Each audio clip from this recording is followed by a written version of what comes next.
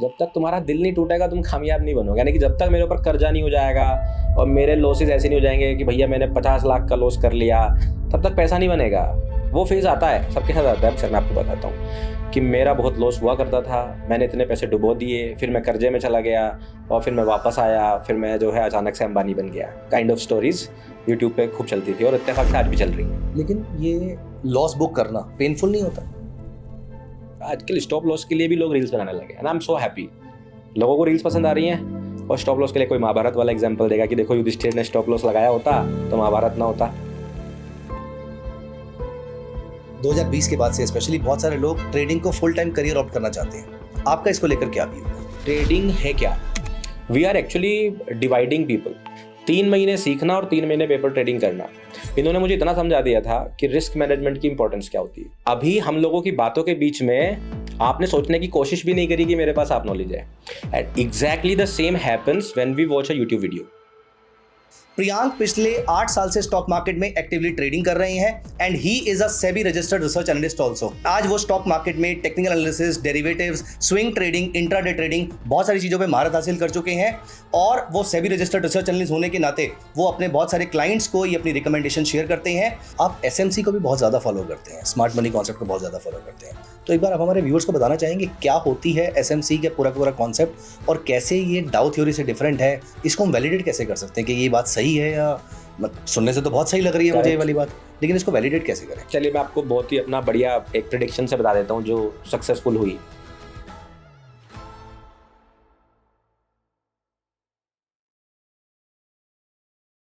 Hi guys, welcome to our channel. और आज मैं आपके लिए लेकर आया हूं एक बहुत ही इंटरेस्टिंग पॉडकास्ट जहां पर मेरे साथ गेस्ट हैं होल्ड विद प्रियांक से मिस्टर प्रियांक।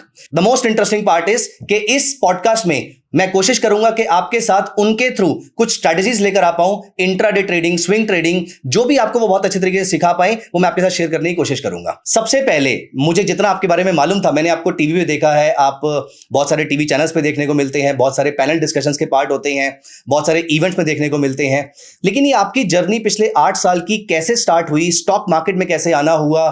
क्या आपने ग्रेजुएशन के बाद ही स्टॉक मार्केट में एंट्री ले ली थी या फिर कुछ और इंटरेस्टिंग मायने हैं इस जर्नी के? तो प्लीज एक बार शेयर कीजिए हमारे साथ। Thank you so much sir, मुझे बड़ा अच्छा लग रहा है आपसे बात करके।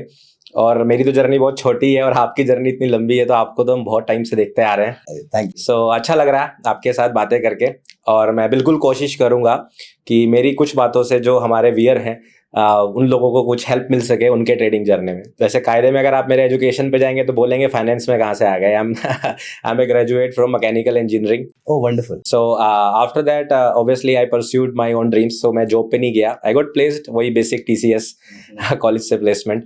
But later on I started looking for my options कि मैं अपने आप से क्या कर सकता हूँ।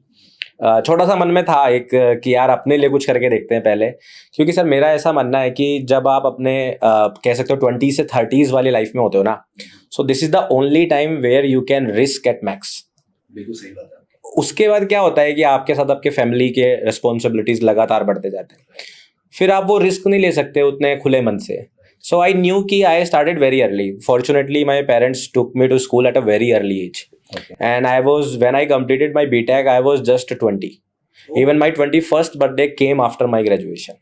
So I had time. I knew it कि मैं अगर 2-3 साल अपने ट्राई मार के देखता हूँ और कुछ नहीं भी हुआ तो कुछ बुरा नहीं हो जाएगा. So I tried और अच्छी बात यही रही कि कुछ हुआ नहीं 2-3 साल, ठीक है, बट उस 2-3 साल से सीख कर फिर कुछ अच्छा होने लगा. और मेरा अपना एक स्टार्टअप था जो आई स्टार्टेड इन 2017 और मैं वो बहुत अच्छे से कर रहा था. एंड बट उसी बीच में क्या हुआ, मेरे एक फ्रेंड बेंगलोर से मुझे कॉल करके बोलते हैं कि भाई बिटकॉइन खरीदा क्या. मैंने कहा बिटकॉइन खरीदा क्या? अब ये दोनों ही चीज़ें मुझे समझ नहीं आ रही थी, ना तो बिटकॉइन समझ में आ रहा था ना खरीदा क्या समझ में आ रहा था. सो ही सेड कि यार एक बहुत बढ़िया चीज़ आई है गोल्ड की तरह. सो मैंने तो कभी गोल्ड ही नहीं खरीदा था. तो मैंने कहा चलो ठीक है, लेकिन घर में सब जानते थे गोल्ड, तो सब जानते थे, कह रहा उसकी तरह है, इसे खरीदो और इसके प्राइसेस बढ़ जाते हैं और फिर इसे बेच दो तो पैसा बन जाता है. और अब काम अच्छा चल रहा था तो मेरे पास पैसे भी थे. सो आई सेड कि ठीक है भाई ट्राई करके देख लेते हैं, कुछ 60-70-80 हज़ार रुपये लगाने में कुछ जा तो रहा नहीं है. एंड ही सेड कि ठीक है चलो करते हैं, और मैंने उसको खरीद लिया. ये 2017 कुछ अगस्त की बात थी और बस ऐसे खरीद लिया. ट्रेडिंग का कुछ नहीं पता था, खरीद के रख लिया. उसी ने मुझे हेल्प किया सब कुछ करने में और मैंने रख लिया. और सर जैसा दोस्त की राय होती है कि दोस्त ने आपको कुछ करने को बोला है, 99% स्टोरीज में क्या होता है कि वो पैसा डूब जाता है। मेरे केस में उल्टा हुआ और वो पैसा 3-4 गुना हो गया। सो 2017 में बिटकॉइन का बुल रन आया था and I got the perfect entry. मतलब जो आपकी सबसे बढ़िया एंट्री हो सकती थी वो आपको मिल गई कि लाइक 3-4 महीने में पैसा आपका 3-4 गुना हो जाए। और वो बहुत ही अनएक्सपेक्टेड बात थी। और अब मुझे पता भी नहीं है कि बेचना है, उसे क्या करना है, मैं बस देखे जा रहा हूँ, खुश हो जा रहा हूँ, पैसा बढ़िया है, बढ़ रहा है। And so he called me कि भाई इसको अब निकाल दे दिसंबर में। और मैंने ऑलमोस्ट टॉप पे एग्जिट कर दिया और मेरे पास रुपए अब अच्छे खासे हो गए। ये वो वाली रैली है जहां पर बिटकॉइन ने पहली बार $50,000 टच किया था? नहीं सर, ये उससे भी पहले है। ये वो जब बिटकॉइन पहली बार $20,000 के अच्छा right. So I bought round at जब वो $3,000-4,000 के आसपास था। अच्छा। और वो 20,000 तक गया था। अब मुझे एग्जैक्टली याद नहीं मैंने 17 पे बेचा कि 16 पे बेचा, बट मुझे इतना पता है कि वो मेरा पैसा लगभग 3.5 से 4 गुना हो गया था। ठीक है, अब पैसा आ गया। अब जो है उसने बोला कि ठीक है, अब इसको ऐसे ही जब ये सस्ता होगा बाई कर लेना और महंगा हो जाना। लेकिन अब वो वहाँ पे वो वाली स्टोरी सबकी तरह की मैं तो अपने आप से करके देखूंगा। फिर मुझे मेरे एक और फ्रेंड मिले, पंकज, उन्होंने मुझे बोला कि भाई जो है प्रियांक, मैं बिटकॉइन जानता हूँ, पता है तुम्हें बिटकॉइन क्या होता है? ट्रेडिंग करते हैं। अब मुझे तो पता था बिटकॉइन क्या होता है और मैंने तो उसे पैसा भी बना लिया था। सो आई सेड कि हाँ मैंने सुना तो है। वो कोई बताता नहीं ना, उस टाइम पे ऐसा ही होता था, जनरली बताते नहीं थे। तो वो बोला कि मैं बिटकॉइन ट्रेडिंग सीख रहा हूँ और आपको भी सीखना चाहिए। सो फिर मैंने उन्हें बताया, मैंने कहा अगर सीखने वाली बात है तो चलो ठीक है। तो मैंने बोला कि ऐसा ऐसा हुआ है। वो खुश हो गया। उसके बाद बिटकॉइन नहीं थे, वो बस ट्रेडिंग सीख रहा था। उसके बाद पैसा नहीं था, पैसा मेरे पास हुआ। तो हम दोनों ने प्लान बनाया कि चलो इस पैसे से ट्रेडिंग करते हैं, पैसा बढ़ाते हैं। और मेरी फिर दूसरी ट्रेड, मैंने एक उस टाइम सतोशी में कुछ होता था, सो मैंने 1400 सतोशी पे एक कॉइन बाई किया और वो 3 महीने बाद 30 सतोशी का रह गया। सो मैंने उसमें लगभग अपना 70% पैसा लगा दिया था और वो 1 महीने 2 महीने के अंदर ही नीचे आ गया और वो पैसा मेरा खत्म हो गया। फिर मैंने कहा कि ऐसे तो नहीं काम चलेगा। अब वो आ गया कि यार जितना लगाया था शुरुआत में उससे भी नीचे आ गए, कहाँ से कहाँ आ गए। एंड देन आई थॉट कि चलो ठीक है, अब यार अब से सीखना पड़ेगा। मतलब ऐसा कौन सी चीज़ होगी जिसने हमें प्रॉफिट एक बार दिया तो उसने एक्साइटमेंट भी दे दिया लेकिन फिर वापस भी ले लिया। सो मेरे साथ एक अच्छी चीज़ थी कि मैं स्कूल टाइम से एकेडमिक्स में थोड़ा अच्छा था।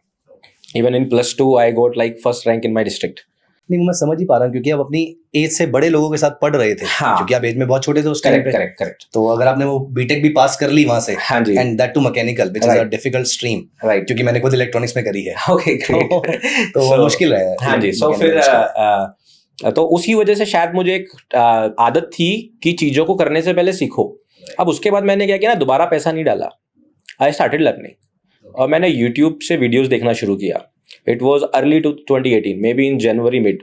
मैंने अभी उस समय इंटरनेट ऑलमोस्ट सस्ता सा हो गया था, जियो प्लेटफॉर्म्स आ गए थे सारे के सारे। और मेरे पास क्या था कि ऑफिस टाइमिंग, क्योंकि ऑफिस अपना था तो कोई ऐसा तो नहीं था चक्कर। मेरा 8 से 9 घंटे का काम होता था। बैचलर थे, पूरे दिन फ्री थे और बस फॉर्चुनेटली हम ऐसे कामों में नहीं थे कि ज़्यादा इधर उधर उड़ाने में पैसा, तो सीखने का ही काम था। सो मैं सीखता गया।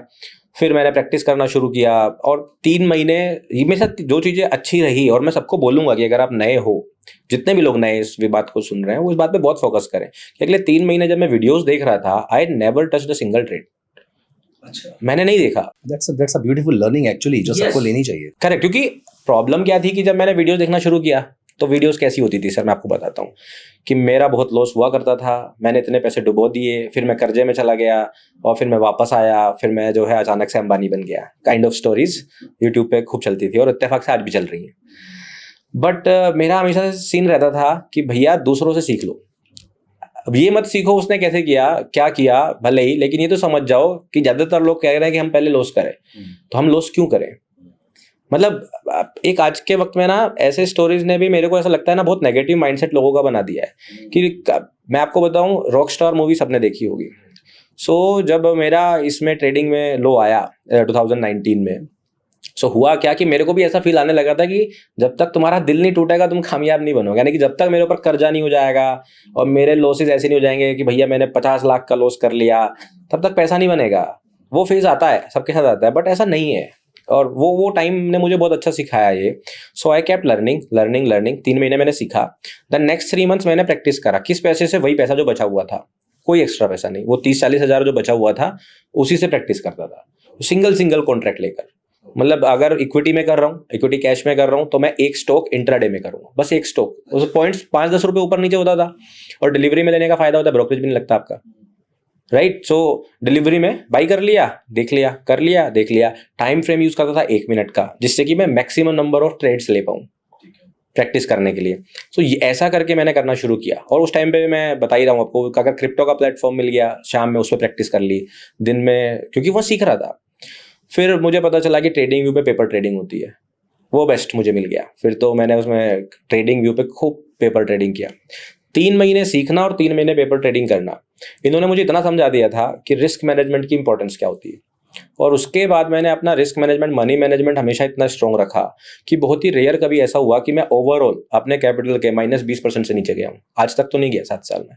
आई एम नॉट सेइंग कि मैंने बहुत बड़े प्रॉफिट्स कमाए, मैं ये भी नहीं बोलूंगा कि मैं 1 लाख का मैंने 10 करोड़ कर दिया या हजारों % के रिटर्न्स आ गए। ऑब्वियसली मैंने ऐसे ट्रेड्स लिए हैं, डॉक्यूमेंटेड है पब्लिकली, ट्विटर पर मेरे हैं, जहां पे पैसा 16 गुना भी हुआ है। ठीक है, 16 गुना हुआ, 17 गुना हुआ, 22 गुना भी हुआ। ऐसे भी ट्रेड्स मैंने लिए हैं, बट मैं ऐसा क्लेम नहीं करूंगा कभी भी, ना किसी को बोलूंगा, क्योंकि मेरा ऐसा मानना है कि सिंपल सी बात है, high risk high reward, low risk लो रिवॉर्ड। आप इस तरह भागोगे कि मुझे पहले दिन ही अमीर बनना है और मेरे तो डेली का लाख रुपए का MTM बनना चाहिए, आपके लॉस भी ऐसे ही होंगे। करेक्ट। और आप अपने अर्ली एज में अपने माइंडसेट को इतना प्रिपेयर नहीं कर सकते कि आप -1 लाख से अगले दिन -1 से +2 हो जाओगे। मोर लाइकली आप रिवेंज ट्रेडिंग करोगे, ओवर ट्रेडिंग करोगे, और वो -1 से -2 होगा, वो होगा। सो आई वॉज वेरी श्योर कि भाई मेरे पास इतना पैसा है, इतना बैंक अकाउंट में रखे रहना है, इसमें से इतना निकालना है, लगाना है, प्रैक्टिस करना है। 3 बार तो मुझे अभी भी याद है, ऐसा हुआ 18 से 19 के बीच में मैं लिक्विडेट हो गया था। Liquidate means like zero. But मैं पैसा इतना रखता था कि अगर मेरी कैपेसिटी आज 3 लाख रुपए से ट्रेड करने की है तो 50,000 रुपये रखो ना। ओके। जब आप इस 50,000 से 1 लाख 1.5 लाख कर लोगे, देन थिंक कि मैं अपना कैपिटल बढ़ा सकता हूँ, पहले मत करो। तो मेरा ये रहा, 2-3 बार जीरो हुआ, मेरे पास टॉपअप करने के लिए बैंक में फंड थे, वो करता रहा, एंड देन जर्नी आगे बढ़ी। फिर कोविड आया, कोविड में फुल टाइम हो गया, बिजनेस रुक गया, सबका ही साथ हुआ था, वो एक ऐसा टफ टाइम था। और वहाँ पे आप कह लीजिए कि मैं बहुत थोड़ा सा लकी रहा। वैसे तो कोविड का टाइम ऐसा रहा कि जो लोग सुन रहे हो सकता है सब लोग दुखी भी हों उस बात से, बट मेरे लिए वो टाइम थोड़ा सा लकी रहा। मैं थोड़ा सोशल मीडिया प्रेजेंस बना पाया, ट्विटर पे एक्टिव हुआ, और मैंने वहाँ पे अपने नॉलेज शेयर करना शुरू किया, अपने रिसर्च को वहाँ पब्लिश करना शुरू किया, लोगों ने फॉलो करना शुरू किया, तो वो अच्छा टाइम था। तो कोविड वाज फैंटास्टिक। मतलब मैंने अपने खुद के बिजनेस में इतना नहीं जनरेट किया था जितना मैंने कोविड टाइम में ट्रेडिंग से कर लिया। अच्छा, ये आपने उस समय इंट्राडे ट्रेडिंग फॉलो करी? हाँ, इंट्राडे एंड स्विंग। मेरा फंडा हमेशा से क्लियर था कि मैं जब भी ट्रेड देखने जाता हूँ, मैं किसी भी स्क्रिप्ट में कर रहा हूँ, वो स्टॉक होगा, वो इंडेक्स होगा, आई नेवर लुक कि मेरे को अगर आज इंट्राडे है तो इंट्राडे ही करना है। I always look at the setup. मुझे समझ में आना चाहिए प्राइस क्या कर रहा है।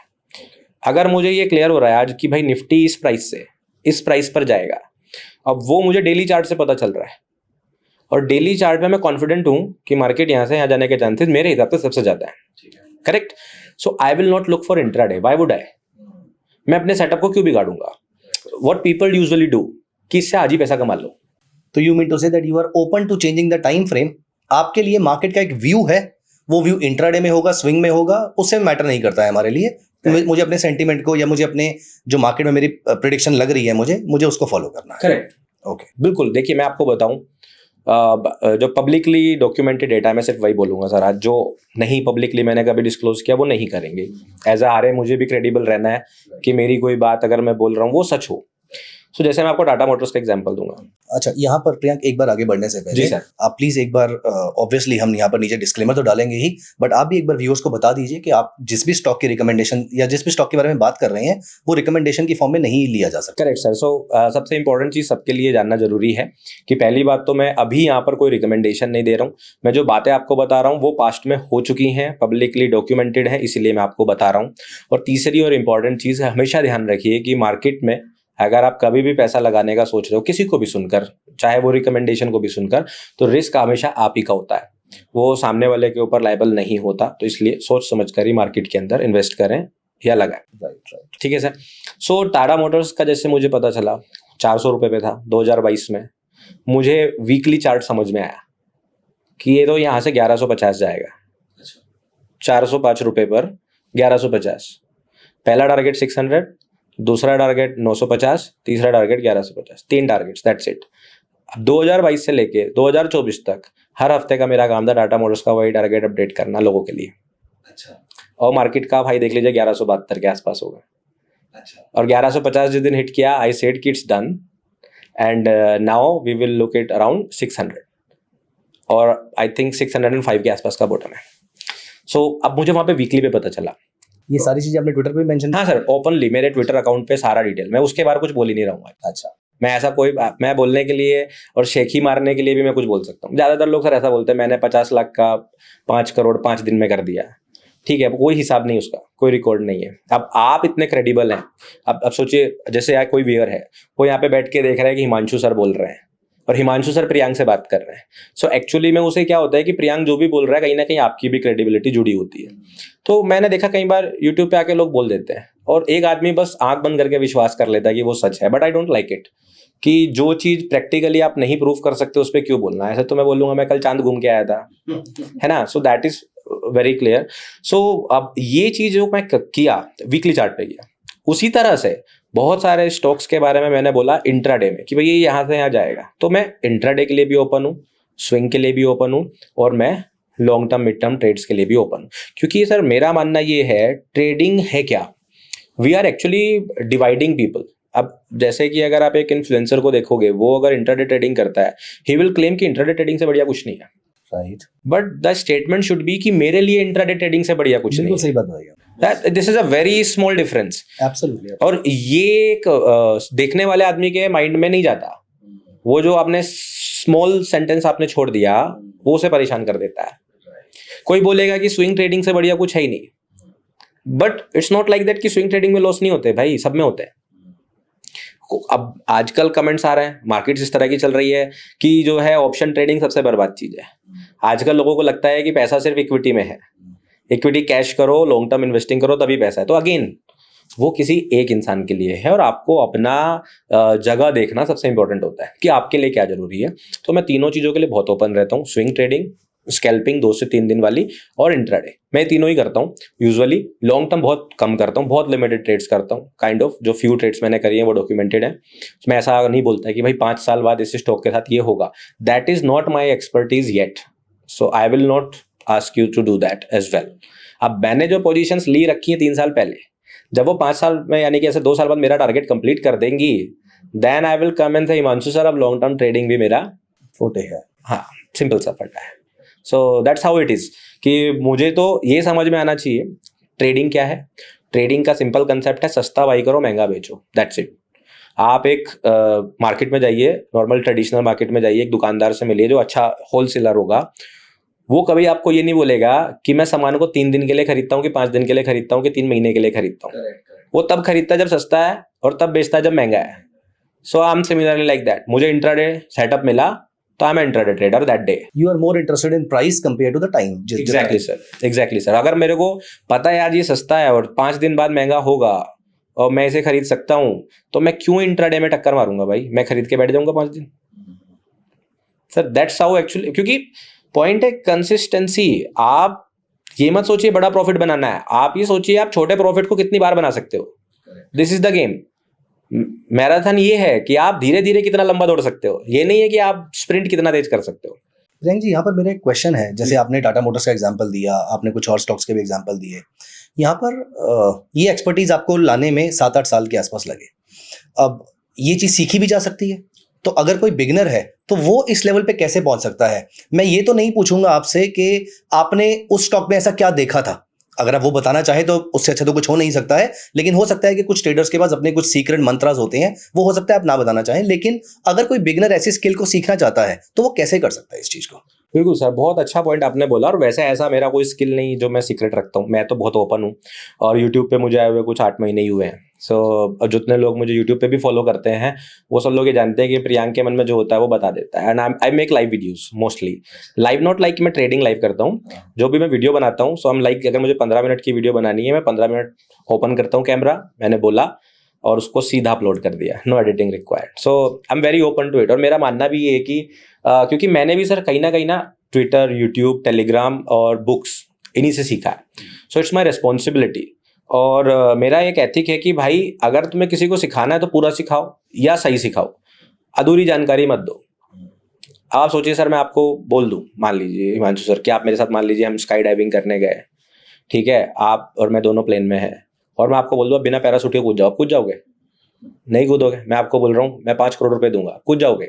नहीं कूदोगे ना। आपने देखो 5 करोड़ का लॉस कर दिया क्योंकि प्लेन शुरू नहीं हुआ था, वो जमीन पे था। अच्छा, तो आप कूद सकते थे। This is called half knowledge, क्योंकि मैंने आपको पूरी बात बताई नहीं। और अभी हम लोगों की बातों के बीच में आपने सोचने की कोशिश भी नहीं करी कि मेरे पास हाफ नॉलेज है। And exactly the same happens when we watch a YouTube video. यही होता है हमारे साथ। हम लोग कभी सोचने की कोशिश नहीं करते कि इस 10 मिनट के वीडियो के बाहर भी दुनिया है, और इस 10 मिनट के वीडियो के बाहर भी बहुत सारे ऐसे फैक्टर्स हैं जो मेरे ट्रेड को अफेक्ट कर सकते हैं, and I must know it. So मेरा ये मानना है कि आप बताओ तो पूरा बताओ। So again that comes to the Tata Motors again. So Tata Motors बड़ा सिंपल सा है sir. I just use the market cycle, और जितने भी लोगों को मार्केट साइकिल सीखना है they must follow Charles Stowe 1900, आज से 125 साल पहले। अगर आदमी सिर्फ उनके मार्केट साइकिल्स को समझने की कोशिश करेगा, बुल मार्केट कैसे चलती है, बेयर मार्केट कैसे चलती है, अगर कोई अर्ली इन्वेस्टर देख रहा है तो आई वुड से कि एक इन्वेस्टर के लिए तो वो बाइबिल है। अगर आप सिर्फ मार्केट साइकिल समझ जाओगे और रिस्क मैनेजमेंट समझ जाओगे, you don't have to learn anything. क्यों मेरा ऐसा मानना है? क्योंकि market moves up and down, up and down, और मार्केट साइकिल्स आपको बस यही सिखाती है कि कब मार्केट ऊपर की तरफ है और कब मार्केट नीचे की तरफ है। और अगर आप टाटा मोटर्स को देखोगे, मार्केट कोविड में नीचे गई, now you just have to trust the company. भाई सिंपल सी बात है, कोविड आया है, टाटा मोटर्स का शेयर अचानक से 150 रुपये पहुंच गया, 150 से भी नीचे चला गया, आई थिंक 2 डिजिट्स में चला गया था, राइट सर? अब दो ही चीजें होंगी, या तो दुनिया खत्म होगी और नहीं तो टाटा मोटर्स जिंदा रहेगी।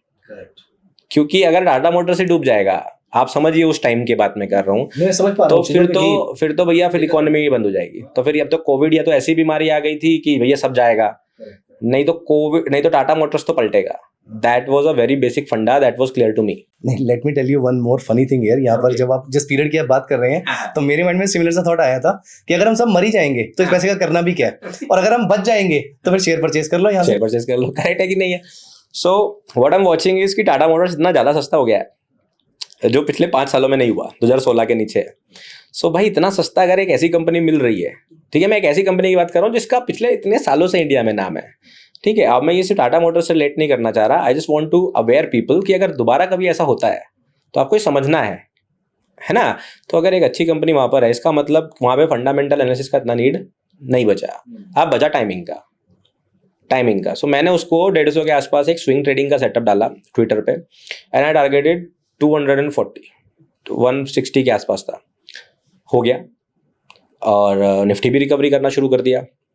देन मार्केट पंप होता रहा और टाटा मोटर्स चला गया 500 रुपये, एंड आई वॉज रियलाइजिंग कि यार मेरे पास इतनी बढ़िया एंट्री थी, एंड मैं तो 250 पे निकल गया, ये तो 500 चला गया।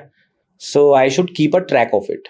अब अगर मैं इसलिए बोल रहा हूँ, जितने लोग अभी सुन रहे होंगे और टाटा मोटर्स का चार्ट खोल के देख सकते हैं, तो उन्हें समझ में आएगा मैं क्या बात कर रहा हूँ। देन टाटा मोटर्स गिरता है और लगभग 8 महीने मार्केट्स 370-80 रुपये से लेकर 420-430 के बीच में कंसोलिडेट करता है। ना if you know accumulation phase, if you know manipulation phase, if you know distribution phase, अगर आपको मार्केट साइकिल का डिस्ट्रीब्यूशन समझ में आता है, मार्केट साइकिल का मार्कअप फेज समझ में आता है, सो बेसिकली आप किसी भी मार्केट साइकिल का ग्राफ देखोगे ना, तो आपको समझ में आ जाएगा कि ये प्राइस ऊपर जाना शुरू होगा। It is quite easy. Then very basic, you just have to use Fibonacci use कीजिए, टारगेट निकालिए, आपके टारगेट्स में चल जाएंगे। ओके, तो आपने वो जो टाटा मोटर्स के टारगेट निकाले थे वो फिबोनाची एक्सटेंशन के थ्रू निकाले? Correct sir, Fibonacci extension, very basic, और बस मार्केट साइकिल को समझने का गेम है। If you are wrong then you will lose it too, क्योंकि अगर आप गलत थे और आपने डिस्ट्रीब्यूशन को एक्यूमुलेशन समझ लिया तो भी समस्या है। Correct, but for that we have the stop loss also. True, वो बात और है कि लोग स्टॉप लॉस लेते नहीं है, हाँ, क्योंकि वो फिर टाटा मोटर्स के नाम से स्टिक करके रख जाएंगे कि कंपनी तो अच्छी है ही। सर स्टॉप लॉस नहीं लेते। इस बात पे मैं आपको, जैसे इतने सारे मीम आजकल आ गए हैं, देखो सोशल मीडिया पे ना, it's you can say dual edge sword, ये आपको दोनों तरफ पहुंचा सकती है। It's up to you how to use it. आजकल स्टॉप लॉस के लिए भी लोग रील्स बनाने लगे, and I am so happy, लोगों को रील्स पसंद आ रही हैं। और स्टॉप लॉस के लिए कोई महाभारत वाला एग्जांपल देगा कि देखो युधिष्ठिर ने स्टॉप लॉस लगाया होता तो महाभारत ना होता। Correct, right. और ऐसे कितने सारे एग्जांपल हम लोग देखते हैं कि जहाँ पे स्टॉप लॉस की नीड है, लेकिन लोग स्टॉप लॉस लगाते नहीं है। मैं उसका एक छोटा सा रीजन बताऊंगा साइकोलॉजी का, क्यों नहीं लगाते हम लोग। क्योंकि सर हम लोग ना ट्रेडिंग में हमेशा ना प्लान करके आते हैं प्रॉफिट, हम लोग अपना लॉस कभी प्लान करके नहीं आते।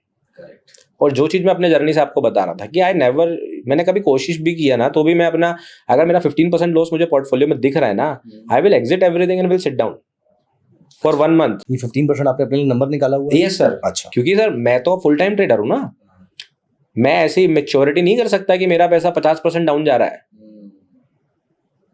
मैं अगर ऐसी मेच्योरिटी करूंगा तो मैं तो जिंदगी भर टेंशन में रहूंगा कि मेरे पैसे का क्या होगा। सो दैट इज 15%। अब आप सोचिए, बैंक्स, म्यूचुअल फंड्स, ये सब लोग टारगेट करते हैं अगर हम 12% का रिटर्न दे रहे हैं तो हम आपको पता नहीं क्या दे रहे हैं। सो जब जो आदमी 20-50 सालों से ये काम कर रहे हैं वो लोग इससे ज़्यादा नहीं सोच रहे हैं, मैं क्यों सोचूं? लेकिन ये लॉस बुक करना पेनफुल नहीं होता? वही बता रहा हूँ सर, मैं हमने लॉस प्लान ही नहीं किया ना, तो हमें बुक करने की आदत ही नहीं है। अब देखो, मैं इसका छोटा सा एग्जांपल आपको बताता हूँ कैसे लोग तैयार कर सकते हैं, क्योंकि इस बारे में ज़्यादा बात करेंगे क्यों नहीं करते, वो सबका अपना अलग रीज़न हो सकता है। मैं बताऊंगा, इसको भी टच करूंगा पॉइंट को।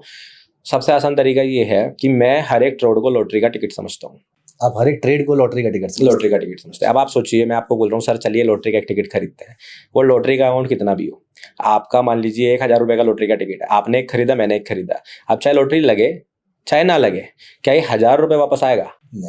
नहीं आएगा ना। सो जब मैं ट्रेड लेने जाता हूँ, सो मैं उसको समझता हूँ कि भैया इसके लिए लॉटरी का टिकट खरीदना है, इसकी एक फीस होगी, वो फीस पहले डिसाइड कर लो मैं कितना पे कर सकता हूँ। और मैं आपको ओपनली कह रहा हूँ, यहाँ पे जितने लोग बैठे हैं, अगर मैं आपको लॉटरी में ऑप्शन देता ना, हिमांशु सर एक टिकट 100 रुपये का है, 1000 का है, एक 10,000 का है, 1 लाख का है, तो 95% लोग, यहाँ पे 99 नहीं बोल रहा हूँ, मैं स्टैंडर्ड डेविएशन लगा रहा हूँ ठीक है, पूरा मैथमेटिक्स स्टैटिक्स के साथ मैं रहना चाहता हूँ, तो 95% लोग जो रहेंगे ना, वो 1000 और 10,000 वाला चुनेंगे। अच्छा, 100 रुपये में सोचेंगे यार बहुत ही कम हो रहा है, 1000 लगा लेते हैं, और 10,000 में कुछ लोग चले जाएंगे, ठीक है, पर 1 लाख को सोचेंगे यार बहुत ही ज्यादा हो रहा है। सो 95% लोग क्या सिलेक्ट करेंगे? 1000 से 10,000 रुपये, और उनको ये बात क्लियर है कि ये पैसा जाएगा, ये तो वापस नहीं आएगा, चाहे लॉटरी मिले चाहे नहीं मिले। Similarly you have to plan your loss एक ट्रेड में जाने से पहले, कि भाई इस ट्रेड का मेरा रिस्क कितना है।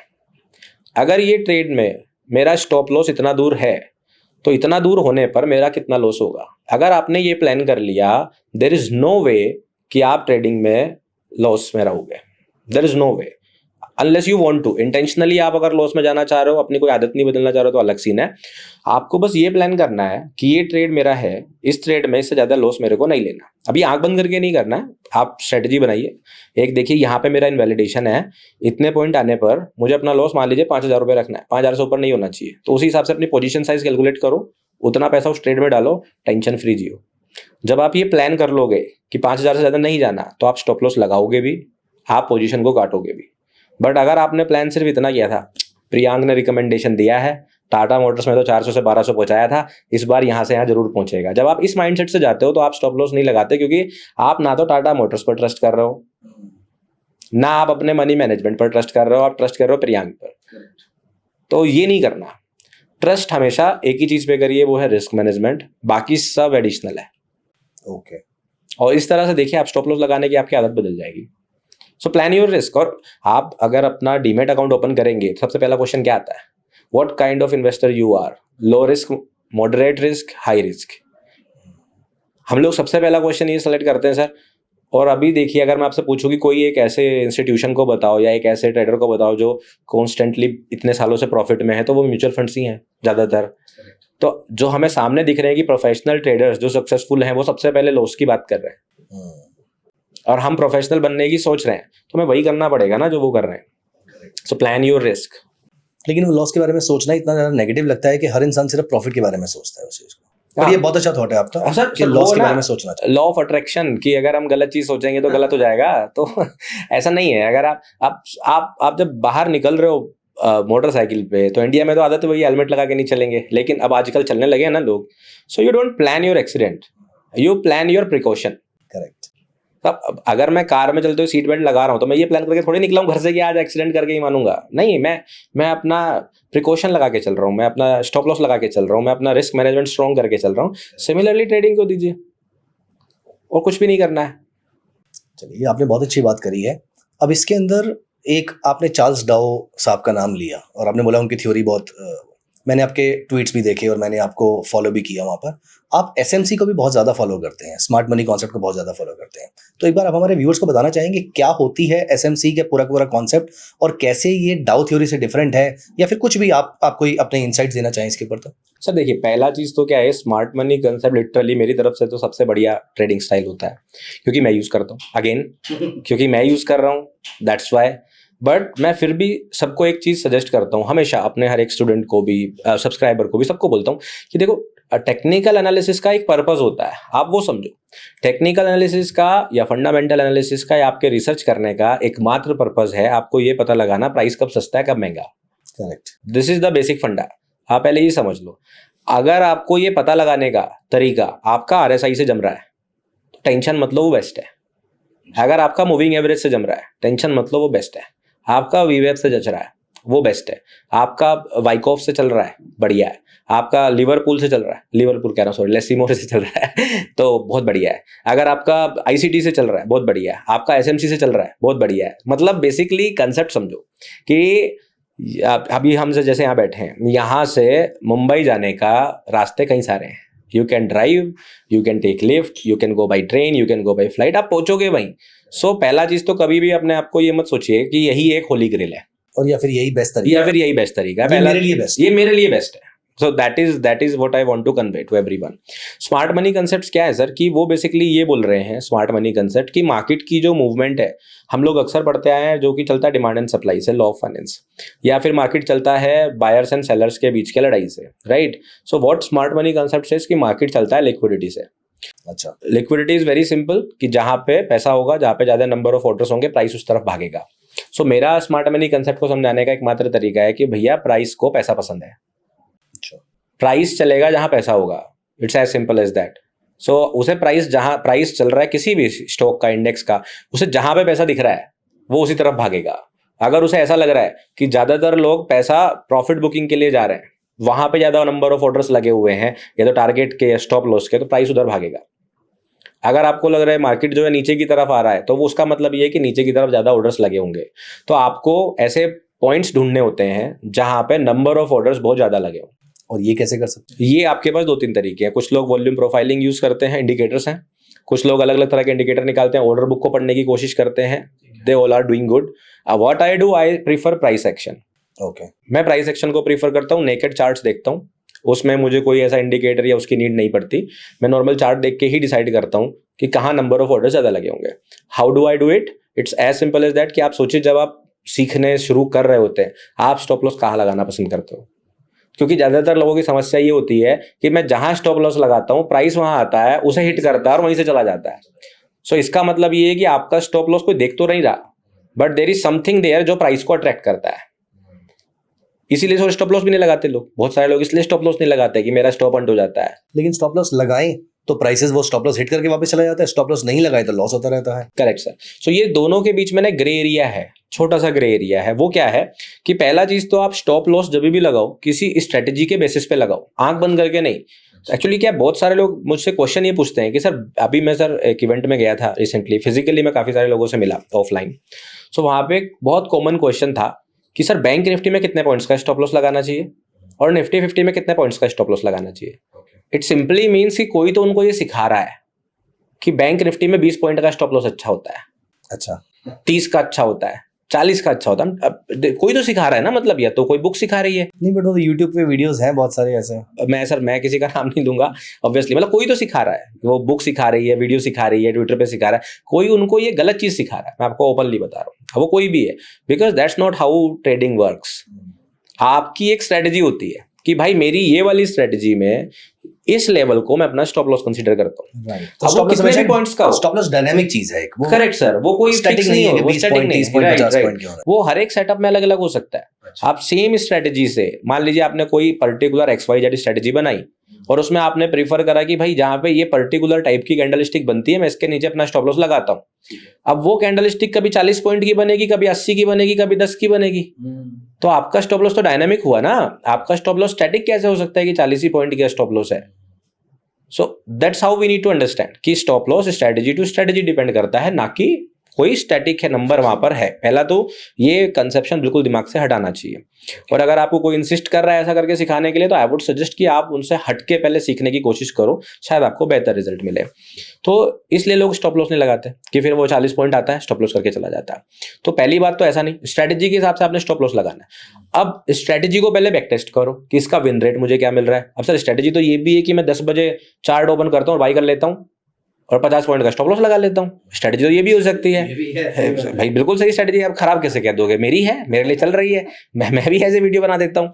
अब सीन क्या है, आप पहले देखो कि जब पिछले 100 दिन में ठीक 10 बजे अगर आपने 50 पॉइंट के स्टॉप लॉस से बाई किया था, कितने स्टॉप लॉस हुए, कितने टारगेट हुए। अच्छा, अगर आपका विन रेट और आपका रिस्क टू रिवॉर्ड दोनों मिलाने के बाद आपको लग रहा है कि मेरा ओवरऑल प्रॉफिट आया है, तो वो स्ट्रेटजी बढ़िया है, नहीं तो वो स्ट्रेटजी खराब है। ओके, पहले तो ये समझ लीजिए। तो फिर अब आपने 10 स्ट्रेटजी देखी, आपको पता चला 6 खराब है, 4 बढ़िया, आपने वो 4 निकाल ली। अब वो जो 4 निकाल ली और उन 4 में जो आपने रूल बनाया होगा स्टॉप लॉस का, वो फॉलो करिए, फिर आपके साथ ये नहीं होगा जो मैं आपको बता रहा हूं। अब स्मार्ट मनी कंसेप्ट क्या कह रहे हैं कि लोग नहीं सुधरेंगे। अच्छा, वो तो 40 ही पॉइंट पे लगाएंगे, उन्होंने तो गुरु मंत्र लिया है कि लगाएंगे। And it's not about actually retailers, it's about every institution also. हर एक इंस्टीट्यूशन का भी अपना एक इनवैलिडेशन होता होगा, उनका भी अपना एक बाइंग लेवल होता होगा कि हमें यहीं पर बाई करना है। So that's how you attract markets. So sir simple सा है कि ज़्यादातर लोग जहाँ स्टॉप लॉस लगाएंगे, नए लोग जहाँ लगाएंगे वहाँ पे प्राइस आएगा। क्यों आएगा? क्योंकि उसको ऑर्डर से एग्जीक्यूट करना है। And it goes to the same thing जो मैंने आपको बोला, मनी। अब मैं आपको एक छोटा सा तरीका दिखा देता हूँ स्मार्ट मनी कंसेप्ट को समझाने का। मान लीजिए कि अभी एक XYZ स्टॉक है, उसके अंदर बाइंग करनी है आपको। आपने कोई रिसर्च करा होगा या तो वो कोई टेक्निकल एनालिसिस का पैटर्न मिला होगा, लेट्स से कि आपको बुल फ्लैग दिख गया, ठीक है, या आपको हेड एंड शोल्डर दिख गया कि वो इनवर्स हेड एंड शोल्डर, कि इनवर्स हेड एंड शोल्डर दिखा, मैं यहाँ पे बाई करूंगा। और या फिर कोई मार्केट में न्यूज़ आ गई कि भाई कल का जो है बजट में अनाउंस हो गया कि कल फलाना ढमकाना इंडस्ट्री में हम इतना पैसा डालेंगे, सरकार ने बोल दिया, तो आप क्या करोगे, उस स्टॉक को बाई करोगे। तीनों तरह की रिसर्च हो सकती है, पैटर्न ट्रेडिंग की, टेक्निकल एनालिसिस की, मूविंग एवरेज की, या फंडामेंटल। अब ये बात सिर्फ आपको थोड़ी पता है, ये बात तो इंस्टीट्यूशंस को भी पता है, और उनके पास तो हमसे ज़्यादा अच्छे सॉफ्टवेयर हैं। वो तो पैटर्न AI ड्रॉ कर देती है उनके लिए, राइट। वो भी देख रहे हैं कि ये इनवर्स हेड एंड शोल्डर पे बाई करेगा, उन्हें पता है प्रियांक भी बाई करेगा, हमें भी बाई करना है। असल मार्केट का एक नियम है, जितने बायर होंगे उतने सेलर होंगे। करेक्ट। नंबर ऑफ बायर और सेलर अलग हो सकता है, नंबर ऑफ कॉन्ट्रैक्ट्स अलग नहीं हो सकता। अगर 10 शेयर बिकेंगे तो 10 किसी ने खरीदे होंगे, वो एक इंसान खरीदेगा, 10 अलग लोग खरीदे, वो अलग अलग खरीदे, वो अलग बात है। खरीदने वाले तो उतना ही है। अब मुझे आपको तो खरीदने हैं 5-10 स्टॉक, एक इंस्टीट्यूशन को कितने खरीदने, उन्हें खरीदने 2 लाख स्टॉक, 4 लाख स्टॉक, सही बात है। अब बताइए, आप भी बायर और मैं भी बायर, तो बेचेगा कौन? सही बात है, कौन बेचेगा भाई? जब हम दोनों ही बायर हैं तो बेचने वाला भी कोई होना चाहिए। सो बस इसी को मैनिपुलेशन बोलते हैं। अब अगर इंस्टीट्यूशन को पता है कि मुझे 2 लाख स्टॉक बाई करने हैं, तो मुझे 2 लाख सेलर चाहिए यहाँ पर। अगर यहाँ पे 2 लाख बेचने वाला कोई आ गया, मेरा काम बन जाएगा। So he is not after you, वो आपके खिलाफ नहीं है, उसे तो बेचारे को नॉर्मली बाई करना है और उसे 2 लाख बेचने वाले चाहिए। तो इसका सिंपल सा तरीका है कि मान लीजिए इसको सब सपोर्ट बना के बैठे हैं, बाई करने दो। धीरे धीरे 3-4 लाख लोगों ने बाई कर लिया, 3-4 लाख स्टॉक बाई हो चुके हैं मार्केट में, ये मुझे पता चल गया। मान लीजिए मैं इंस्टीट्यूशन हूँ, मुझे पता चल गया कि 3-4 लाख स्टॉक बाई हो चुके हैं। अब मुझे सिंपली क्या करना है, इनमें से 2 लाख सेलर चाहिए। ये लोग सेल कब करेंगे? 2 कंडीशन पे, पहला या तो टारगेट हो जाए, करेक्ट, या फिर उनका स्टॉप लॉस हिट हो जाए। तो मुझे बस तब तक वेट करना है जब तक 2 लाख ऑर्डर्स के स्टॉप लॉस नीचे ना लग जाए। जैसे ही लग गए 2 लाख ऑर्डर्स के, मैं सिंपली क्या काम करूंगा, थोड़ा बड़ा सा अमाउंट 10,000, 20,000, 30,000 स्टॉक्स एक साथ सेल कर दूंगा। मैंने सेल किया, लोगों के अंदर पैनिक आया, पैनिक आने से क्या होगा, सबके स्टॉप लॉस एक साथ ट्रिगर होंगे। और अगर आपने बाई किया है, आपने स्टॉप लॉस लगाया है, तो स्टॉप लॉस एक सेल ऑर्डर है। हम लोग कभी ऐसे नहीं सोचते। आपने अगर बाई करा है स्टॉक को, तो स्टॉप लॉस तो एक सेलिंग ऑर्डर है कि अगर यहां प्राइस आए, बिक जाए, तो जैसे ही स्टॉप लॉस ट्रिगर होगा, क्योंकि आप बायर थे, आप क्या बन गए? सेलर। बस 2 लाख लोगों ने सेल किया, उसने बाई किया। जैसे ही बाई किया, प्राइस को तो ऊपर जाना ही था, वो तो प्लान था, वो तो सब सही थे। तो आप सही होके भी गलत हो जाते हो। तो आपको ऐसा बस देखना होता है, ऐसे लेवल्स फाइंड आउट करने हैं जहां पे लोग अपने स्टॉप लॉस लगाते हैं। बट ये चीज कहीं पर रिटर्न तो नहीं है, नहीं, ये आपकी एक थ्योरी है, ये आप एज्यूम कर रहे हो इस चीज को। इसको हम वैलिडेट कैसे कर सकते हैं कि ये बात सही है, या सुनने से तो बहुत सही लग रही है मुझे ये वाली बात, लेकिन इसको वैलिडेट कैसे करें? चलिए मैं आपको बहुत ही अपना बढ़िया एक प्रेडिक्शन से बता देता हूँ जो सक्सेसफुल हुई। अभी जितने लोग सुन रहे हैं वो लोग 2022 का निफ्टी 50 का चार्ट ओपन कर लें, वीकली चार्ट, ठीक है, वीकली चार्ट आप ओपन कर लीजिए और आप नज़र दौड़ाइए थोड़ा सा कि मार्केट जो है 2022 में जो लास्ट लेग ऊपर गई, जिसके बाद करेक्शन शुरू हुआ, जिसके बाद 2022 में 8 महीने मार्केट बेरिश रही, 18,000 से 15,000 आई, 15,000 के आसपास 15,400 से लेके 16,000 के बीच में कंसोलिडेशन है।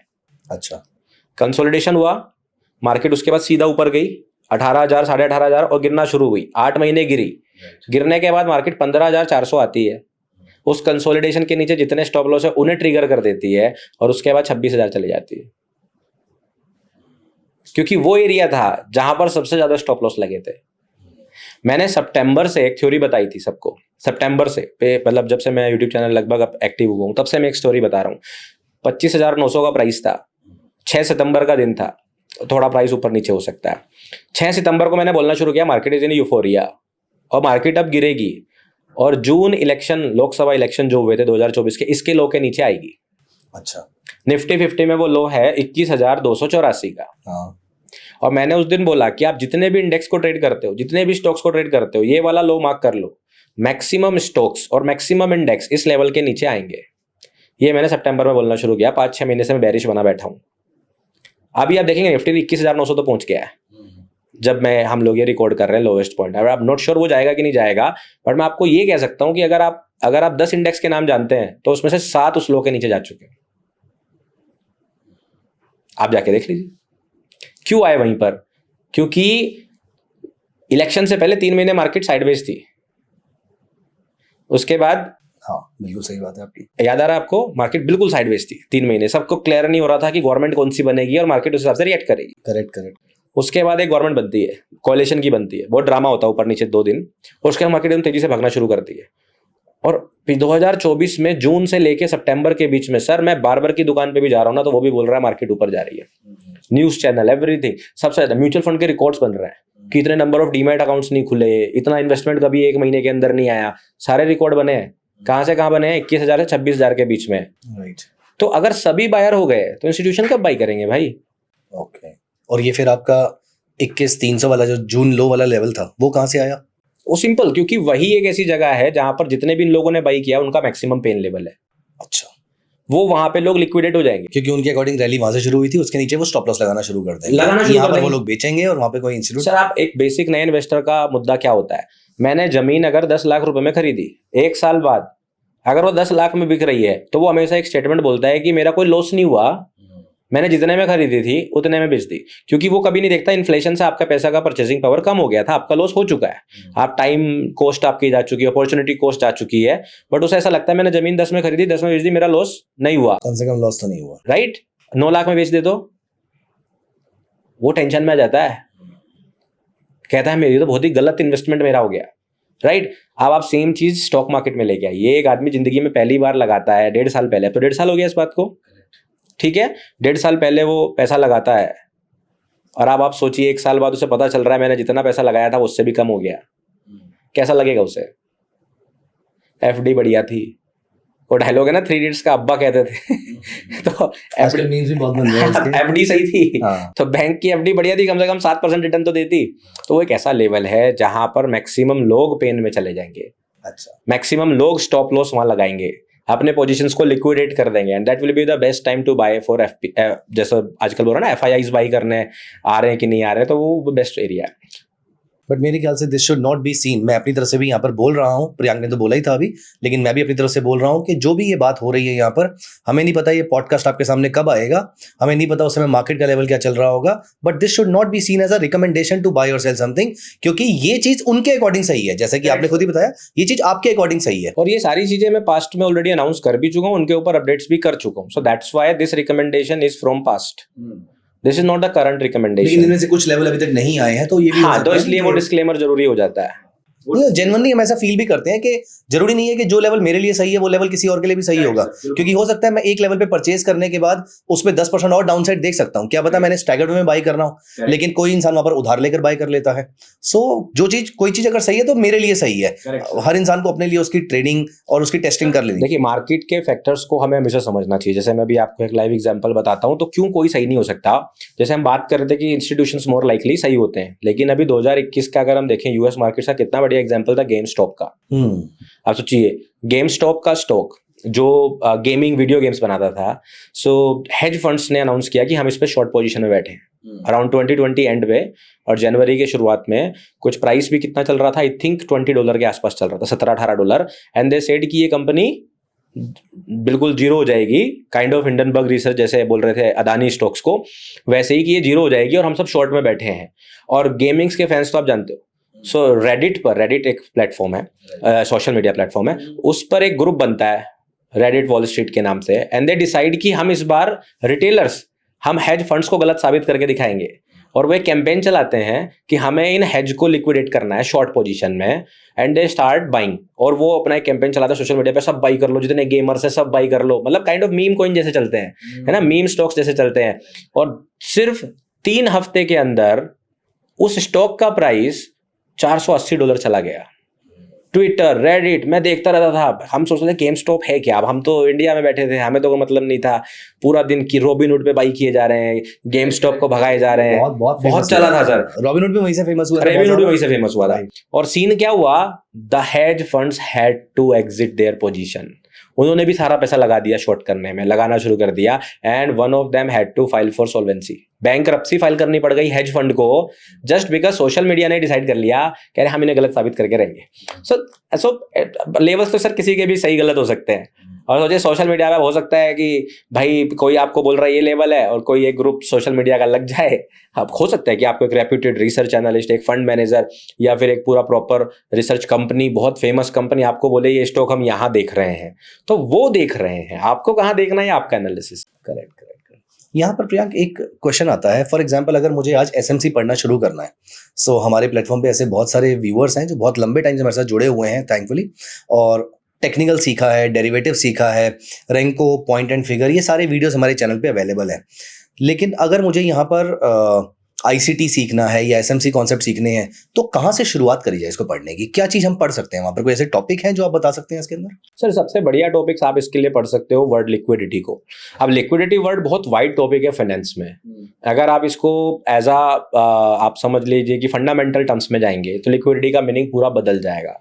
अगर आप टेक्निकल एनालिसिस के टर्म्स में जाओगे तो इसका कंसेप्ट बिल्कुल बदल जाएगा, ठीक है। प्लस एसएमसी क्या है, बहुत रीसेंट का टॉपिक है, हाँ, उतना पुराना नहीं है जितना पुराना टेक्निकल्स है, कि आपको इसके लिए बहुत ज्यादा डेटा या बुक्स मिल जाएंगी, ऐसा नहीं है, बहुत लिमिटेड लोग हैं और अलग अलग तरीके से चलते हैं, इसके अंदर भी डिबेट चलती है। एवरीवन इज लाइक हॉकिंग की भैया ये मेरा कंसेप्ट है, ये मेरा कंसेप्ट है, every creator comes and says SMC मेरा कंसेप्ट है, it's not like that. I think one of the person जिन्होंने एसएमसी कंसेप्ट का एक्चुअल में बेस बनाया, या जिनके कंसेप्ट के ऊपर सबने एसएमसी ड्राइव करे, he is Larry Williams.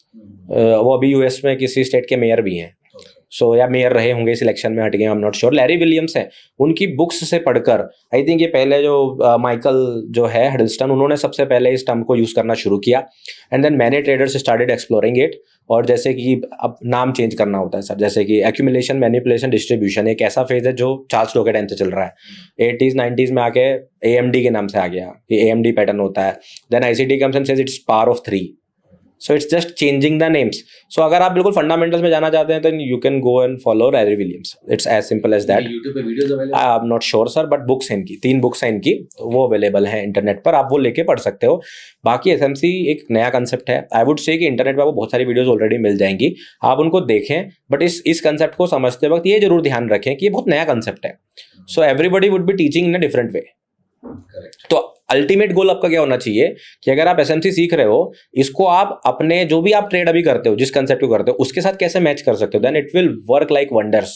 Okay, अगर आप एक RSI ट्रेडर हैं, अगर आप एक ट्रेंड लाइन ट्रेडर है, you just add SMC in it, a bit of it, kind जैसे हम चाय में अदरक और इलायची एक्स्ट्रा डाल दें, तो अगर आप एसएमसी को बस वहां पे ऐड कर देंगे तो आपका ट्रेडिंग स्टाइल बहुत बेहतर हो सकता है, because the concept is very new and the concept is very good. मतलब I just look at the charts and I no.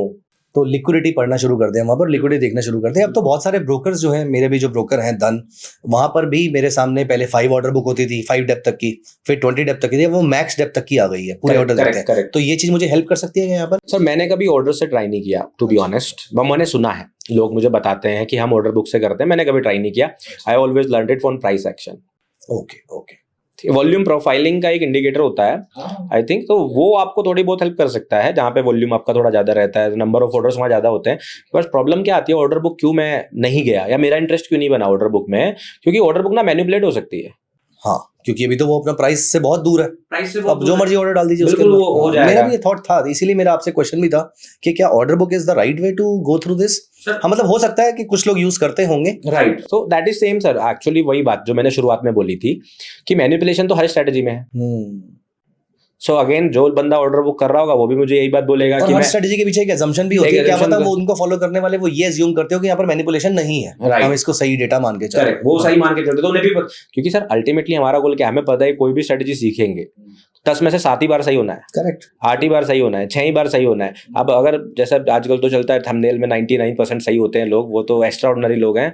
सो अगर कुछ एक्स्ट्रा ऑर्डिनरी लोगों को छोड़ दें तो एक्स्ट्रा ऑर्डिनरी लोगों के अलावा, एक्स्ट्रा ऑर्डिनरी वर्ड बोलने में भी अगर सरकाज़म दिख रहा है, सो अगर एक्स्ट्रा ऑर्डिनरी लोगों को छोड़ दे जिनकी एक्यूरेसी 99% है या 100% भी है कुछ लोगों की, उनके अलावा बाकी लोगों को तो पता ही है कि मुझे 2-3 बार गलत होना ही है। तो भी ऐसी ट्रेडिंग स्ट्रेटेजी एटलीस्ट मुझे तो आज तक नहीं मिली है कि जहां पर आप 2 या 3 बार भी गलत नहीं होगे, 2 बार तो डेफिनेटली गलत हो गई आप, सिंपल सी बात है। तो ट्रेडिंग स्ट्रेटेजी से अब हम यहाँ पर आ जाते हैं एक बहुत ही इंपॉर्टेंट टॉपिक पे। अभी हमने डिस्कशन करी थी कि आप इंट्राडे ट्रेडिंग स्ट्रेटेजी भी यहाँ पे डिस्कस करेंगे, तो ये मेरी हमारे व्यूअर्स की तरफ से भी और मेरी पर्सनल भी रिक्वेस्ट है कि अगर आप इंट्राडे ट्रेडिंग स्ट्रेटेजी के बारे में हमें एक आइडिया दे दें, क्योंकि बहुत सारे ट्रेडर्स ऐसे भी हैं जो जॉब के साथ साथ ट्रेडिंग करते हैं, बहुत सारे ट्रेडर फुल टाइम भी ट्रेडिंग कर रहे हैं 2020 के बाद से। So if there is something which is concrete और there is something which gives you a good setup और बहुत ही क्लियर कट स्ट्रेटेजी है, तो डेफिनेटली हम उसको आपसे जानना चाहेंगे। बिल्कुल, आपको मैं बिल्कुल इतना आसान तरीके से समझाऊंगा, and I will be using the basic indicator जो कि अधिकतर लोगों को आता होगा।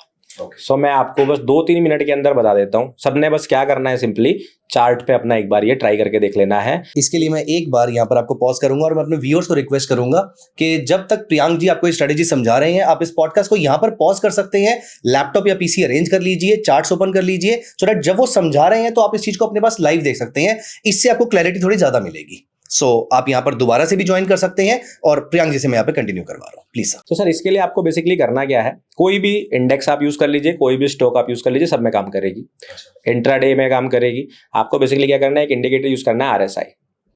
ठीक है सर, RSI बहुत बेसिक है, आप किसी भी ब्रोकर में लगा लीजिए, किसी भी वेबसाइट पे लगा लीजिए, investing.com, ट्रेडिंग सब पे अवेलेबल होता है।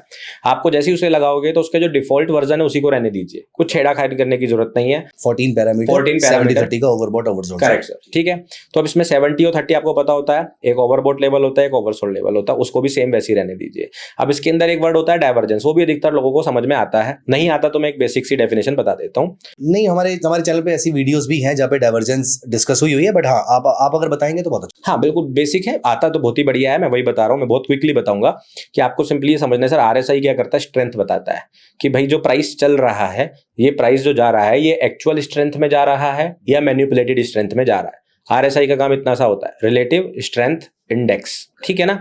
सो RSI क्या करता है, जैसे जैसे प्राइस कोई हाई बनाता है, RSI पे हाई बनाता है, जब कोई प्राइस लो बनाता है, RSI भी लो बनाता है, दिखाते हुए कि सब कुछ सही चल रहा है। एक वक्त ऐसा आता है कि प्राइस हायर हाइज बनाना शुरू कर देता है, मतलब प्राइस जैसे ऊपर जाना जा रहा है, इंडिकेटर ऊपर जाने से मना कर देता है। RSI क्या करता है, ऊपर जाना बंद कर देता है, वो कहता है कि ये जो ऊपर जा रहा है ये फेक जा रहा है, इसको हम बोलते हैं डाइवर्जेंस बेसिकली।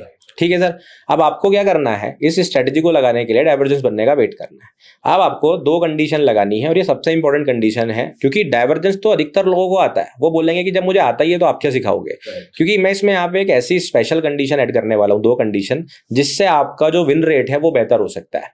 आपके लिए कितना विन रेट होगा वो आपको पेपर पे प्रैक्टिस करना पड़ेगा और 100 ट्रेड करके देखना पड़ेगा पेपर ट्रेडिंग में कि आपके लिए क्या विन रेट निकल के आ रहा है। हर किसी ट्रेडर को किसी भी स्ट्रेटजी को फॉलो करने से पहले बैक टेस्ट तो कर ही लेना चाहिए। करेक्ट सर, मैं इसका नाम बोलता हूँ सर ब्रेड बटर स्ट्रेटजी। अच्छा। और मेरे YouTube चैनल पे चलने वाले सबसे ज्यादा स्ट्रेटजीज में से ये एक है। आज मतलब हमेशा हर वीडियो के नीचे कमेंट आता ही है, सर आज ब्रेड बटर स्ट्रेटजी का सेटअप बना था और बहुत बढ़िया गया। तो बहुत ईजी स्ट्रेटजी है। आपको क्या करना है, पहला कंडीशन कि आपको डाइवर्जेंस तो नोट करना है, बट डाइवर्जेंस हमेशा या तो ओवरबोट कंडीशन में देखना है या ओवरसोल्ड कंडीशन में देखना है। अगर वो डाइवर्जेंस 70 के नीचे बना हुआ है या 30 लेवल के ऊपर बना है RSI के, तो आपको उसे नहीं देखना है। ठीक है, टाइम फ्रेम आप 1 मिनट यूज कर लीजिए, 5 मिनट यूज कर लीजिए, 15 मिनट यूज कर लीजिए, 1 डे कर लीजिए। अच्छा, यहाँ पर मेरा एक क्वेश्चन है, सॉरी टू इंटरप्ट यू। जो आपने बोला कि 70 के ऊपर वाली डाइवर्जेंस हमें बियरिश डाइवर्जेंस देखनी है, करेक्ट। अब यहाँ पर जो दोनों टॉप बने हुए हैं वो दोनों 70 के ऊपर होने चाहिए, या पहले वाला 70 के ऊपर है और दूसरा नहीं है तो भी चलेगा? दोनों में से कोई एक। दोनों में से कोई एक 70 मतलब सिंपल सा है कि प्राइस एक बार ओवरबोट या ओवरसोल्ड हुआ हो, होना चाहिए। ठीक है सर। टाइम फ्रेम आपकी चॉइस है। अगर आप स्विंग करना चाह रहे हो तो आप टाइम फ्रेम बड़ा कर लीजिए, आप इंट्राडे करना चाह रहे हो तो time frame 1 minute, 3 minute, 5 minute कर लीजिए। ठीक है, ये बड़ा इजी है। यहाँ तक सबको समझ में आ गया होगा कि हमने ओवरबोट या ओवरसोल्ड सिचुएशन में ये कर लिया। अब अगली चीज आती है, होता क्या है कि हम डाइवर्जेंस बनते ही ट्रेड लेने की कोशिश करते हैं कि मार्केट यहाँ से पलट जाएगा, और होता क्या है, प्राइस उसी डायरेक्शन में आगे चला जाता है। क्योंकि जैसा मैंने बताया था कि RSI का काम है ये बताना कि स्ट्रेंथ के अंदर मैनिपुलेशन है, इंडिकेटर का काम ये बताना नहीं है कि प्राइस रिवर्स हो रहा है। This is a small difference कि RSI का काम आपको ये बताना नहीं है कि प्राइस रिवर्सल करेगा, उसका काम है आपको डेटा देना।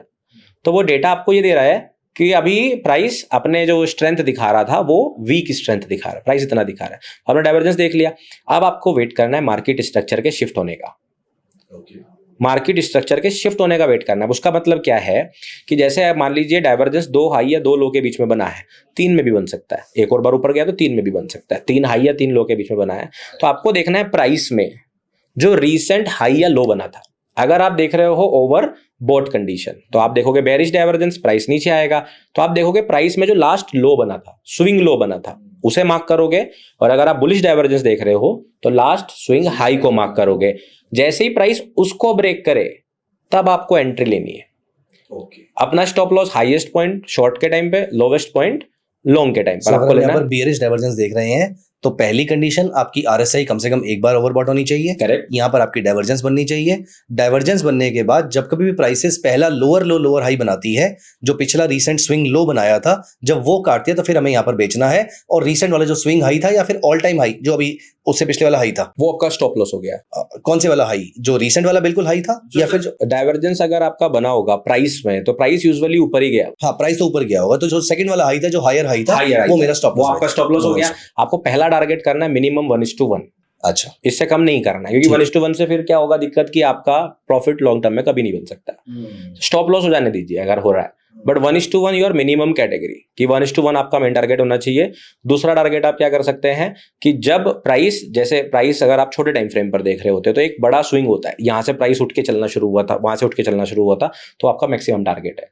तो उसमें आपको 2 से 3 आवर तक का ट्रेड मिल सकता है। मैं इसको ब्रेड बटर क्यों बोलता हूँ, क्योंकि एक तो अच्छी चीज क्या है कि 1 मिनट के चार्ट पे ही अक्सर दिन में एक बार तो बन ही जाता है, कभी कभी 2 से 3 बार भी बन जाता है। ओके, ठीक है। अगर मार्केट बिल्कुल साइडवेज हो जाए तब तो नहीं जाएगा, बट अक्सर दिनों में ये 1 बार या 2 बार तो आपको बन जाएगा। और अगर आप 2-3 इंडेक्स ट्रेड कर सकते हो जैसे सेंसेक्स, निफ्टी, बैंक निफ्टी, तो उनमें से किसी एक में तो ये बन ही जाता है अक्सर। स्ट्रेटजी सिर्फ इंडेक्स के लिए है या स्टॉक्स के लिए भी है? स्टॉक्स के लिए भी सर, इंडेक्स के लिए भी, दोनों के लिए। अगर आप इंट्राडे इक्विटी में ट्रेड करते हो, स्टॉक सेलेक्ट करते हो, फिर आपको फिल्टर आउट करना पड़ेगा। आप जो भी स्क्रीनर यूज करते हो उसमें मार्क करके रख दो कि पिछले 15 मिनट में जिसका RSI का वैल्यू 30 से नीचे, 70 से ऊपर हो, तो आपको स्क्रीनर दिखा देगा, उनमें चेक करते रहिए डाइवर्जेंस बन रहा है। ओके ओके, तो बस इस तरह से आपको ट्रेड करना है। This is very basic strategy. और अगर कोई आके देखना चाहे तो मेरे यूट्यूब चैनल पर ये स्ट्रेटजी है ही सर। और मैं अपने डेली मार्केट अपडेट्स जो मैं डेली वीडियोस डालता हूँ उसमें जिस दिन बनता है तो मैं इसका प्रैक्टिस भी कराता रहता हूँ। It's not a one time thing on my channel. इससे क्या फायदा होता है कि जिन लोगों ने वो स्ट्रेटजी सीखी तो वो उनको प्रैक्टिस हो जाती है। Okay, great great, thank you so much. एक लास्ट क्वेश्चन मैं आपसे और पूछूंगा यहाँ पर। एल्गो ट्रेडिंग का बहुत चलन है आज की डेट के अंदर। Where do you see algo trading going forward? आप अपनी ट्रेडिंग में एल्गो यूज करते हैं, नहीं करते हैं, या फ्यूचर में उसको इंकलकेट करने का प्लान कर रहे हैं, नहीं कर रहे हैं? आपका क्या थॉट है algo trading? Sir, algo trading को एक्चुअली मैं पिछले 4-5 सालों से जानता हूँ। अच्छा, ठीक है। और एल्गो ट्रेडिंग के लेकर मेरा हमेशा से एक कंसेप्ट पहले भी रहा है, वो आज भी सेम है कि everybody should include it as soon as possible, even you take time. But कब? जब आप पहले कम से कम एक मॉडरेट लेवल ट्रेडिंग में अचीव कर लो। एक मॉडरेट लेवल मतलब जब आपको समझ में आ जाए कि ट्रेडिंग क्या होती है, देन यू एडिट। और इसमें सबसे इंपॉर्टेंट चीज क्या होती है एल्गो ट्रेडिंग में? 2 तरह की एल्गो ट्रेडिंग होती है। एक जब आप किसी और की स्ट्रेटजी की एल्गो को यूज कर रहे हो, एक जब आप अपनी स्ट्रेटजी पर एल्गो यूज कर रहे हो। So what I prefer is कि आपकी अपनी स्ट्रेटजी की एल्गो होनी चाहिए, या फिर एल्गो जिस स्ट्रेटजी पर बनी है वो स्ट्रेटजी का प्रो कॉन्स लिमिटेशन सब कुछ आपको पता होना चाहिए, प्रैक्टिस में होना चाहिए। owning that strategy, और otherwise Correct. you should know all the intricacies of that strategy. Correct sir. अगर आप उस स्ट्रेटेजी को नहीं जानते हो तो इवन एल्गो ट्रेडिंग में मैंने जो है अधिकतर लोगों को वही सेम रेशियो निकल के आएगा जो नॉर्मल ट्रेडिंग में होता है, कुछ नहीं बदलने वाला, क्योंकि हर एक स्ट्रेटेजी हर एक मार्केट में नहीं चल पाती। And if you know your strategy कि एल्गो में कौन सी स्ट्रेटेजी चल रही है, आपको स्ट्रेटेजी समझ में आती है, then you can make changes with time.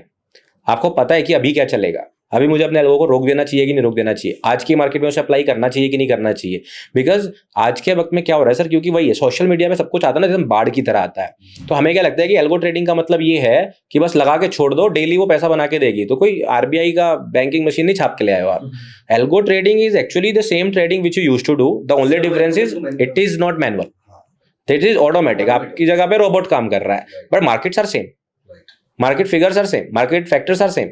तो आपको एल्गो की अगर समझ है, उस स्ट्रेटेजी की समझ है, आपको उसका लिमिटेशन पता है, कब चलता है कब नहीं चलता, कैसे रिस्क मैनेजमेंट चलता है, then it is very good, because it can actually cut your emotional trauma. जो इमोशनल ट्रॉमा आपके अंदर आता है, it can cut down that part, but still again you need to understand it. If you don't understand it तो any algo will not work for you. Wonderful. Sorry, मैंने आपको बोला था लास्ट क्वेश्चन, लेकिन एक और क्वेश्चन है, अगर आप आंसर कर पाए तो। आजकल 2020 के बाद से स्पेशली बहुत सारे लोग ट्रेडिंग को फुल टाइम करियर ऑप्ट करना चाहते हैं, आपका इसको लेकर क्या व्यू है? सर बहुत बढ़िया है, क्योंकि फाइनेंस का तो करियर अभी शुरू हुआ है, तो मैं तो सबको रिकमेंड करता हूँ। लेकिन क्या आप उस तरह से फुल टाइम करने जा रहे हो जैसे आप फुल टाइम जॉब करने जा रहे थे? 15 साल की स्कूलिंग, उसके बाद 4 साल का कॉलेज, जरूरत पड़ी तो 2 और पीजी में आपने 2 और साल आपको कॉलेज कर लिया, तो 17 साल लगाने के बाद फुल टाइम जॉब करने जाते हो ना। ट्रेडिंग हम पहले दिन से सोचते हैं, so that will not work. So पहले पढ़ाई करें। एग्जैक्टली, पहले आप अपनी पढ़ाई करें, तो ट्रेडिंग की भी पढ़ाई करें, वक्त लगाएं, स्कूलिंग करें, ट्रेडिंग की बेसिकली जो कहना चाह रहा हूं वो 2-3 साल दें, फिर अपने आप को रियलाइज करें क्या मैं इतना कर पा रहा हूं कि मैं इसमें फुल टाइम रह सकता हूं। And most importantly emergency funds. However emergency funds तो सबके पास होने चाहिए, even if you are in job, because you never know, even if you are in business you must have your emergency funds. But अगर नहीं है और trading सोच रहे हो, then it is a must list कि आपके पास अपने कम से कम 1.5 से 2 साल के फंड्स एडिशनल रखे हों, जिसको आप कभी ट्रेडिंग फंड में नहीं डालोगे, वो आपके पास हैं। और आपने अपने आप को इतना बैक टेस्ट कर लिया है या लाइव टेस्ट कर लिया है 2-3 साल कि आप सच में ट्रेडिंग में अच्छा कर पा रहे हो, then only you can choose it. And most important एक और चीज सर, आजकल ये भी एक चीज चल रहा है, एक आजकल लोगों के अंदर ना एक खुमार आ गया है, 22 साल का करोड़पति, 21 साल का करोड़पति, है ना, 19 साल की उम्र में ही मैंने तो जो है 50-50 करोड़ रुपए खर्च कर दिए कमाकर। ये आजकल ऐसे थंबनेल वीडियोस चलती हैं।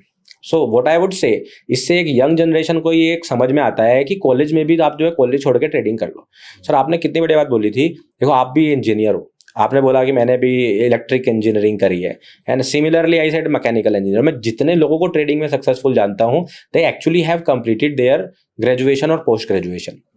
एंड ऐसा नहीं, अब वही वाली बात आ जाएगी, फिर कोई एग्जाम्पल देगा, वो तो कॉलेज ड्रॉप आउट था, वो तो स्कूल ड्रॉप आउट था। So I am not talking about exception.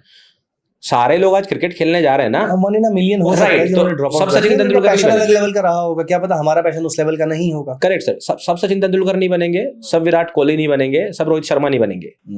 There would be every type of player, कुछ आईपीएल खेलेंगे, कुछ रणजी खेलेंगे, कुछ नेशनल खेलेंगे, कुछ इंटरनेशनल खेलेंगे। सो यू हैव काम नहीं भी मिलेगा, कुछ अच्छे प्लेयर होने के बावजूद काम नहीं मिल पाएगा, नहीं मिल पाएगा। राइट। और सिर्फ आपका क्रिकेट या टैलेंट ही इंपॉर्टेंट नहीं होता, बहुत सारी चीजें इंपॉर्टेंट होती है। तो हमें ये समझना पड़ेगा। और पढ़ाई क्या करती है, आपकी स्कूलिंग और आपका कॉलेज क्या करता है। मुझे ऐसा लगता है सर, मतलब मैं कई बार ऐसा सोचते थे, हम लोग जब 10th 11th में थे, हम सोचते थे ये ऐसे ऐसे चैप्टर पढ़ा रहे हैं, इस चैप्टर का हमें क्या मिलेगा।